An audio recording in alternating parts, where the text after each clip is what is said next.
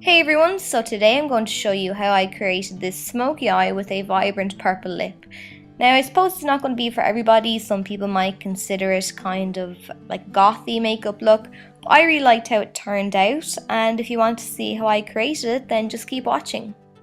To get started, as per usual, we're going to take our eyeshadow base and apply this all over the eyelid and up to the brow bone, just to give us a nice base to start out with and to give our eyeshadow something to stick to. Followed by that, I'm going to take a creamy coloured eyeshadow which is quite close to my skin tone, and I'm applying it just down to the crease. I'm going to be using a pigment, so I still want that kind of sticky consistency on the lid area. Then I'm going to take a brown eyeshadow, and I always find it to be so much easier when you're working with darker shadows to apply a neutral shade in the crease. It just makes blending so much easier, especially if you're working with black. That's a colour that's quite hard to work with.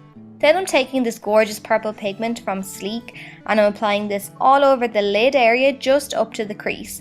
So I'm using a C-shaped brush and I'm using patting motions to apply the colour all over the lid. And if you do this method, you shouldn't get much fallout, especially if you've used a base beforehand. Then I'm going to take a black eyeshadow and I'm going to start to apply this into the crease. So I'm kind of making a semicircle shape, so I'm just running it right along the crease and into the inner corner, and then I'm going to start to lightly feather the colour upwards. Not worrying too much about blending just yet, I'm just marking out my shape. So you want to draw a line from your bottom lash line up out towards the end of your brow, and then just connect it in with the crease and then start to blend again. So I haven't picked up any more black eyeshadow on my brush. I'm literally just using that small amount that we had to begin with, and I'm feathering the colour upwards. Then I'm taking a fluffy blending brush and I'm just running this along the edges of the black to blend it out. You may have lost some of the intensity of the shadow, so just go back in with a little bit more black eyeshadow and reblend. Then if you have trouble blending out black, just take a little bit more of that brown eyeshadow and run it along the edge of the black, and it should soften your edges. Give me the illusion of fuller lashes because this is quite a dramatic look. I'm just going to use the black eyeshadow and run it along my upper lash line to give me some definition. Then I'm going to go in with this purple eyeliner from Gosh and I'm running this right along my lower lash line.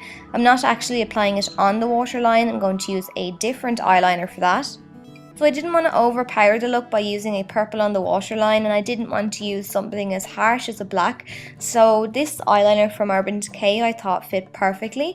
So I just applied that to the inner waterline, and then I took a purple mascara and I applied this to my lower lashes, followed by a black mascara to my upper lashes. So because we've used such dark shadows on the eyes, the rest of your face needs to be absolutely flawless. So apply your foundation, your concealer, and ensure to powder it well. This will give us a nice airbrushed flawless finish to the look.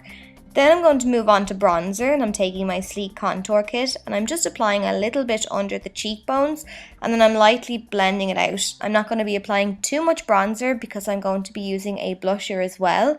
And again, I don't want to overpower the look. So I'm going to use this blusher by Inglot and I'm going to tap off the excess on the back of my hand. Now I actually had a nightmare with this blusher. I applied a little bit, then I blended it and I tapped off the excess again, and then I tried to re-blend it, but the more I blended, the more intense the colour was coming up. So I had to go back in with my foundation brush and just re-blend it, and it turned out okay in the end.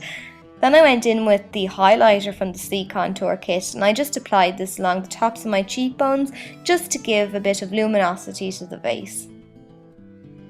So to finish off the look, I took this lip liner from Inglot and I outlined my lips. Now I decided to go for a vibrant lip opposed to a nude one.